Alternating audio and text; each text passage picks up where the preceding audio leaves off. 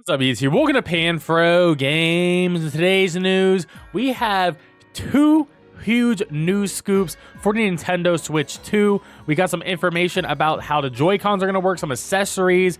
We know about the new chipset in it, and more. And of course, guys, if you like my type of content, enjoy these videos, please leave a like, subscribe if you're new. I really appreciate it. Consider supporting the channel by joining the Pan Fam and that join channel member button below. So our first story is going to come from the Vandal. Now, if you don't know what the Vandal is, they're a Spanish news site, and they're actually pretty credible. There's a previous article that they posted about the Switch OLED, and they actually got this pretty much near correct with their sources. And this is going to be a same source that they use for the Switch OLED, now for the Switch 2. So I tend to believe this, honestly. And this is honestly really exciting stuff. So the source here is actually the hardware accessory manufacturers that, you know, would make products for the Nintendo Switch 2. So like for the Nintendo Switch right now, you can go to a store and you can buy like a bunch of third-party accessories. It would essentially be one of those. Now, it's actually pretty funny that this source said that they've actually touched the Nintendo Switch 2, which makes a lot of sense, that there are some that exist. At least it'll be like a box, but they're not allowed to actually see it. They've only touched it by putting their hands into a box and then actually feeling it, and that is all they know on the physical aspect of it. But it seems to be like not a big upgrade in terms of like the form factor of the console, right?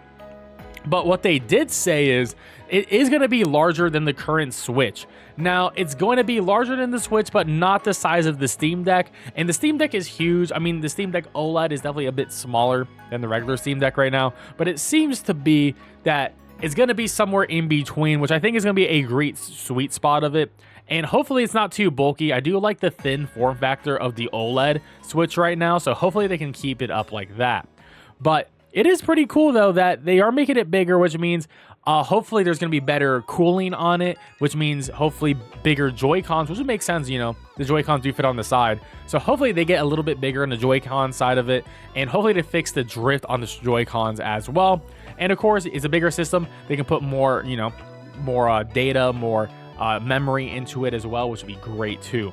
Now, the Switch Joy-Cons are currently, you know, not the best. You know, we already talked about the Joy-Con drift, but a lot of people break them because they like pull them off too hard. They don't have the safety off and they try to rip them off. Sometimes they put them on backwards, and it's a whole thing, you know. But it seems like the Switch 2 may be going away of all those issues that some consumers may have had, and they're going to make the Joy-Cons actually magnetic, which is very interesting.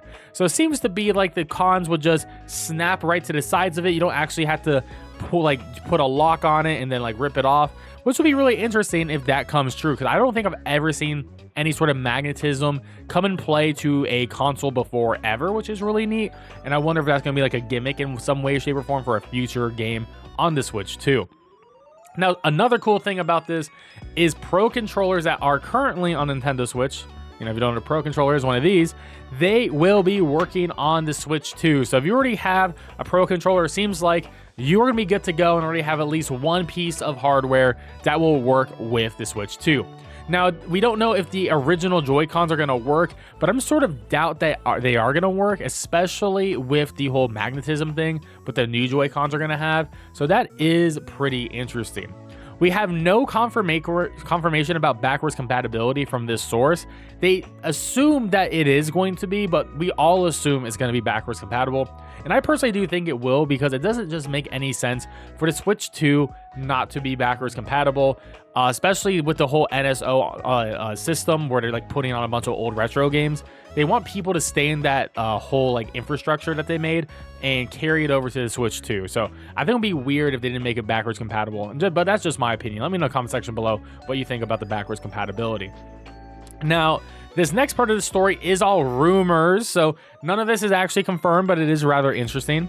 So it seems to be it's going to be a NVIDIA chip that's going to be based on the Ampere architecture of the Green Brand's RTX 30 series graphics card. So nice. So we're going to have like a 30 series graphics card. It's probably similar to the laptop cards because how small the Switch is in general. So that's still going to be pretty powerful, more powerful than a PS4 Pro, maybe more like a PS5, maybe a little bit less on the power side than the PS5, but that is pretty cool. and it seems like we will be getting a DLSS texture rescaling and smoothing system to essentially make the games just like look and run better, and also some ray tracing reconstruction technology that will improve the quality of real-time ray tracing in video games. Pretty cool that we're actually going to be getting some graphical aspects to future Nintendo games. Hopefully the first party games, something like a new Mario game or new Zelda, would really be using these features. Now, this isn't the only story though. We have another massive story as well. So this is from the Business Korea. This is a very legit site. I mean, it's like a sort of like a financial website about businesses going on in Korea. And, you know, it was one of those things where it seems like Samsung is building most of the components for the Nintendo Switch 2. Now, reading the story is rather short, but we can read the article here. The upcoming Nintendo Switch 2, the first new gaming device from Japan's Nintendo in 8 years, is expected to incorporate a significant amount of technology from Samsung Electronics. It is predicted a wide range of Samsung's products, from displays to memory and foundry services, will be used, making it almost a made-by-Samsung product. So that is really interesting, that Samsung is going to be all in on this system. Now, I don't think Samsung has ever actually made a game console system before, so that's actually another first right here too. So Nintendo's really going in, and personally, I think Samsung products are really great overall. I'm definitely a big fan of their TVs, so I'm excited for the display on this. Now, there were some past rumors that they were saying this wouldn't launch with an OLED screen. It would be launching with just a regular display, which is definitely disappointing. However, you know, at least with a Samsung screen, it would look pretty nice for a regular screen. However, I do want an OLED because it's so hard to go back from the OLED. The brightness, the vividness of the screen, it's just absolutely immaculate. So that's definitely going to be a huge downgrade for us here. So according to industry sources on April 24th, Nintendo Switch 2 is expected to launch as early as the second half of this year. Now, this is definitely true in my opinion. I think it can launch this year, but it seems like there is an internal delay going on, and the reason why they're delaying it is because they don't have the software up and ready to go. I mean, one example is like Pokemon Legends ZA is releasing in 2025, and we don't know anything else that is releasing later this year outside of like Paper Mario and Luigi's Mansion 2.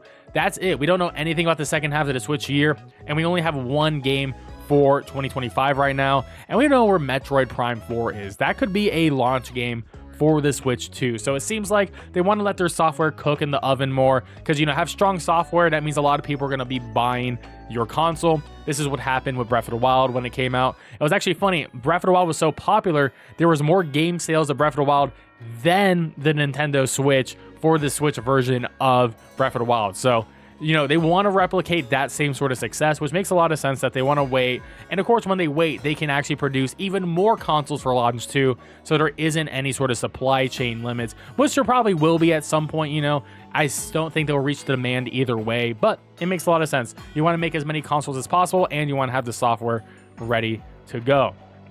Now, there is some interesting news here, and the Reddit comment summarizes pretty great. So, suppliers have reportedly reached a considerable degree of agreement for initial production contracts. Samsung Foundry will fabricate the SoC on Samsung's 7LPH process node. Samsung will provide the NAND storage for both the cartridges and internal memory. Samsung has overcome competitors from China to be the display supplier. So, seems like this whole Samsung thing is going to be a great deal for Nintendo at the end of the day, and hopefully it works out well. The other thing that part didn't mention is the Tegra chip will be from NVIDIA, and it'll be used within the Samsung's processors too. So another confirmation that NVIDIA is going to be doing the chipset, which I think is rather interesting. But there you have it, guys. Let me know in the comment section below what you want to see on Nintendo Switch 2. What is your #1 wish for this console?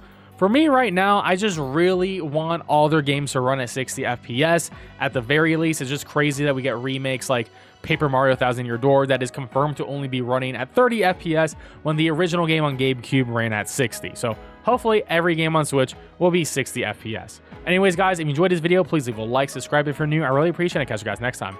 Peace out and have a good one.